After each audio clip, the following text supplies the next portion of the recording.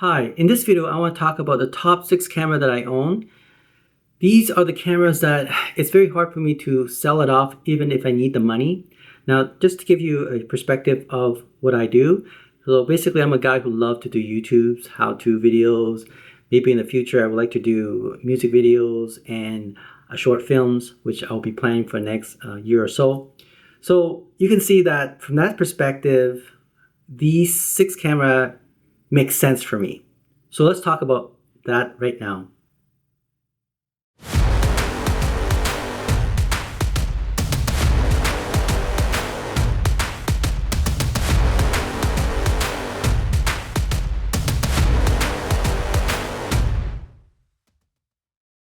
Alright, so yes, I own 6 cameras that I really love, and it's hard for me to sell it off even if I need the money.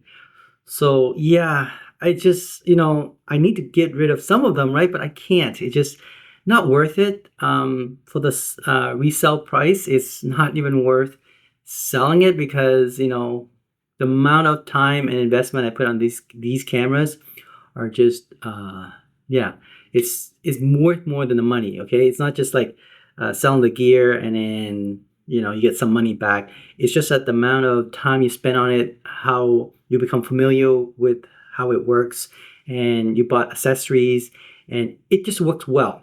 Okay, so let me talk about the first camera that I own, starting from the low budget to maybe the higher budget. Okay, so the first one I have and I love is the Sony a5000. Yes, this camera I actually have two. I'm filming one right now in front of me using the 16 mils.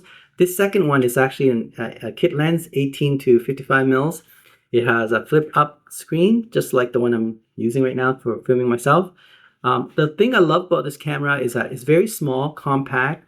I use mainly for YouTube videos. I would say maybe 50% of the time. Now it's a bit more. I also use the GH4, which I'll talk about in a minute. So this camera, for example, has been my go-to for doing YouTube videos. I have now learned how to use it properly. Even though it's a very old camera, it still works for me for doing YouTube, right? 1080p is just the right resolution for me doing YouTube, and I'm able to adjust the color setting and the focus, like manual focus. Everything is done and prepared properly for my YouTube. So this is why I love it so much. I even was able to modify the unlimited recording, and the overheating issue is now gone for this camera. The only issue I still have, of course, is the audio. It doesn't sound as good, but I did make a way to make it sound a bit better using a special container that I think I mentioned this a few months ago when I made a video on how to make the audio sound better for the Sony a5000. In addition to that, I was able to use DaVinci Resolve AI voice isolation. That special software technology also works really well for this camera as well. So I was able to work around its limits, right? And it's now considered as a very budgeted camera and great for YouTube. So I love this camera. I actually have two. A lot of accessories, a lot of batteries. Yeah, it's hard for me to sell it off. Selling it for $200 is not worth it for me, right? Even if I need the money. Just the fact that I can still make money from this camera, for, forever, really, because it's just a amazing tool. It's my B camera, my C camera, my YouTube camera, whatever it is. It's just, and it's also my family photography camera too. Like I use this when I'm on vacation. This is the camera I like to bring. If I break it or if it was stolen or something like that, I can still replace it easily, right? Okay, so this is, yeah, it's one of my best or favorite camera of all time for the budget. This is a very cheap and affordable but very useful camera, Sony a5000. The next one up is the Panasonic GH4. Yes, this camera is amazing. Now, even though it's a smaller sensor than the Sony a5000, this is a micro four thirds. But with the lens, the 12 to, I believe it's 60, yeah, 12 to 60, which is equivalent to 24 to 120 millimeter lens of a full frame. The 12 is perfect for vlogging because it's equivalent to 24 mils full frame, right? Yeah, I love it with this lens and the Panasonic GH4. This is the ultimate vlogging YouTube videos, right? Now, it's not meant for, unless you have a gimbal, right? Go out and walk on the street. I'm not like that. It's more like a studio camera, YouTube studio camera. This is the camera. It can do 4K. I love the Kodak. It can go all the way to 100 megabits per second for 1080p, which, by the way, I found the right balance for the 1080p. The Sony a5000, I think the megabits per second is too low. It's like 24 megabits per second, and so it's a bit compressed. Whereas this one, it's actually, you can get 50 or 100. I usually aim for 50 megabits per second, and the quality on YouTube channel, like on YouTube, is very good. Like it's actually, that's the ideal megabits per second compression. I think that's for 1080p. That's what you want to aim for if you're going to do 1080p. 50 megabits per second. You can go as low as 30, but I don't think go lower than that. This is why the Sony a5000, I find that I have to be careful when I color grade. I don't do too much. It's such a low data rate that 24 megabits per second, you got to be very careful. You have to adjust everything before you do it in post, right? Whereas if it's 50 or 100 megabits per second, the quality of the image that's recorded is pretty good, and you can do a little more adjusting after post, right?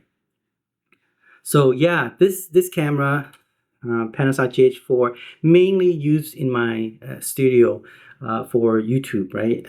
I think it's very reliable. The audio is amazing because you can actually hook up. It has a built-in mic jack and also headphone jack, so you can listen in. The quality, you can adjust that as well, whereas my Sony a5000 cannot do that. So this is an upgrade from Sony a5000 to the Panasonic GH4, right? It has a flip out screen, okay? So if you ever in a budget for a camera for YouTube, a professional YouTube, in a studio setting, Panasonic GH4 is the one.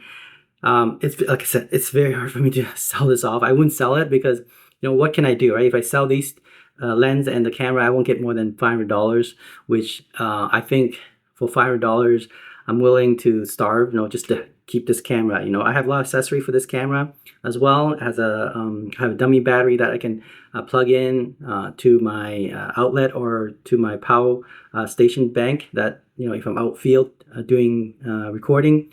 Yeah, it has all the accessory that's needed for this camera. So it's no brainer for me to keep it, right? If I sell it, what's the point? I mean, this camera does everything for YouTube, right? If you're doing this type of setting for YouTube, Panasonic GH4 is number one for sure, okay? The third one, now this is more for photography. This is my favorite, the only camera that definitely I'm keeping for photography, which is the Sony a7r3, okay? The Sony a7r3. I bought it when it was like quite expensive, but this camera, I have not even think about trying to sell it off. It's because this is the only photography camera that is that I own that is professional, right? I have the Fujifilm X-T3, which I love, but I traded it off for another camera, which I mentioned last week, the Nikon ZR, okay? So that was a trade-off for Nikon ZR, which I'll talk about in a minute. But this camera, yeah, ultimately this camera was used or will be used for professional photography.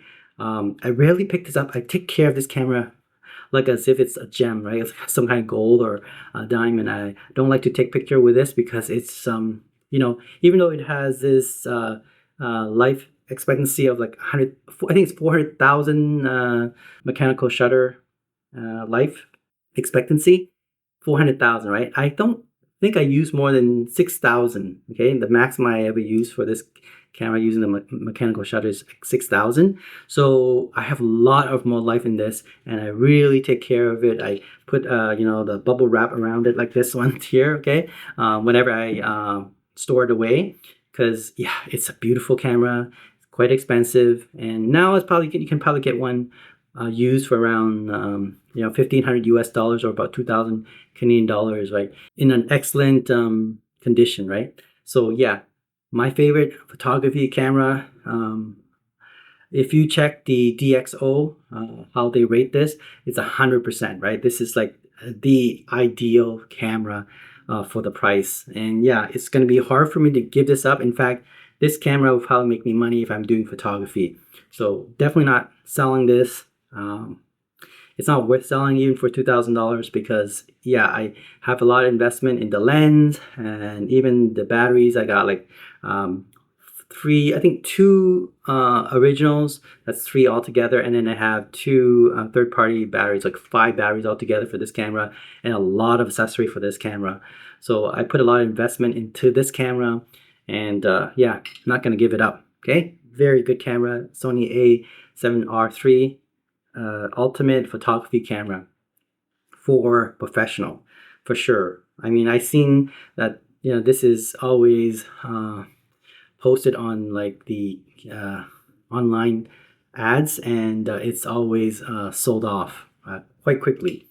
It just have the right perfect megapixel, around 42 to 45. I think it's 42 megapixel, the right amount, right?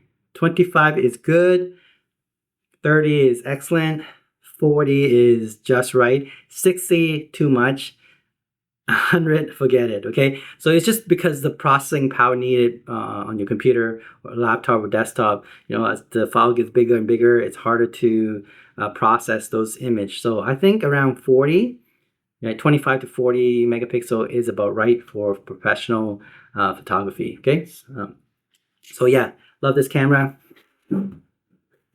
My fourth one is this one here. Notice I wrapped it. I always take care of my camera. Oh, I love this camera. This is for my video camera. Every time I want to shoot beautiful night or evening scene, this is the camera. This is actually Sigma FP camera. It is my video cinema type camera, right? Well, I mean by cinema is because it can record RAW, right? So it can actually record 1080p RAW, CD and G internally using a SD, micro SD. Oh, perfect, right? Like, I'm into not necessarily 4K. I'm into like just 1080p because it's such a small file size. Now, even with RAW, it's still big, right? But relatively, this is the camera. Especially when you're filming night scene or evening scene, I would grab this camera. And notice how this camera actually uses a third-party lens. I actually have an adapter here connected to the Sigma FP. Is using the L mount, but I have an L mount to a Nikon. I think this is an F mount. As you can see, this is a beautiful Nikon lens, 24 mils f2.8. Yes, beautiful lens. 24 mils f2.8 manual lens. Love it. Like on this Sigma FP is a dream. Like you ever want to film anything that's just beautiful, the color rendition coming out of this Sigma is just beautiful. I can't say more about this camera. This is mainly, like I said, for if I want to do anything artistic, beautiful sceneries, put it together to make short films. This is the camera that I hold on to. Yeah, hard to sell too. Like, I mean, you can probably buy it used for around 1,500, maybe even less. But for me, I can't sell it off because the color that come out is for 1080p. I don't think there is any camera other than Blackmagic camera, but it's too big, right? This camera, filming RAW, like CD and G, 1080p, this is the idea. I don't think there's a camera out there, like I said, other than Blackmagic, that this has that ability to record such a beautiful file for 1080p. Okay, so yeah, keeping this for sure. Definitely not selling it, no matter what. Yep. Okay. The fifth one, of course, is the real cinema camera. This is an old one, but I actually have two of these. This is the Sony fs700R, or the 700 with an upgrade 4K version. I have this one and another one. This is great for studio camera, but also if you want to make film, right? I mean, for independent films, this is great, right? You don't want to spend more than, let's say, $2,000 on camera. You can get one of these with the the Shogun. I heard some YouTubers was able to get the Shogun with the camera for around $1,000 US, or about 1,400 Canadian dollars. That's really a bargain, right? If you're talking about a camera with the lens and the Shogun motor recorder that can record RAW. Like this can record 4K 60 continuous, or 4K 120 in 5 or 10-second burst mode, and it can do 240 frames per second continuously, and it's all RAW, right? And it's recorded onto this Shogun. The reason why you want this monitor, because other than the big screen, it has all these feature tools allow you to monitor your recordings, okay? False color and so on, okay? Beautiful. And also, once you record it, you can take out this SSD drive, and then you can hook up to your laptop or desktop, and you can edit directly, because it's such a big file. You're talking about 512 gigabytes or 1 terabyte of data stored into this SSD, and then because it's such a fast readout, you can actually edit directly. And then what you do is you save it into ProRes on your computer, or H.265, right, to store it away or something like that once it's finished, right? But meanwhile, when you have this raw video format, you can just edit directly, because it's still pretty fast, the SSD. Okay, so this is definitely a workhorse. We'll be using it for my short films and maybe even my music videos, but it's pretty heavy. It needs to be on a stand. I don't know if you can just hold like this. I guess when you're filming, I guess it works, but it doesn't have a in-body stabilization. So that would be a problem. Even a gimbal would not do, because you need a big gimbal to do this. Okay, so it's meant for stationary, right? So beautiful cinema camera, very affordable. Nowadays you can probably get it for less than $1,000 for sure. But it has so many tools in there, even the ND filter right here, okay, built in. And it has SDI output, right? Very stable and very firm. You don't want the full HDMI, full HDMI compared to this SDI connector, no comparison, okay? This is definitely the best. Okay, the last one I want to talk about is my favorite. Of course, I recently traded with my camera, the Fujifilm X-T3 I mentioned last week. This is the ultimate Nikon ZR. And you can watch other YouTubers why they love this camera. For me, it's meant for short films and music videos. So this is the main camera I'll be using. The great thing about this camera is that it has a special adapter that I can use my Sony lens. So I don't need to invest too much on the lens, because I do have the Sony, and it does a pretty good job for autofocusing. So this is the ultimate camera. I don't want to talk too much about this one. This is my newest camera, and I traded with my Fujifilm X-T3. And it's going to be my main go-to for short films and music videos. It has an in-body stabilizer in the camera. It has a big screen, right? I bought several batteries for this camera.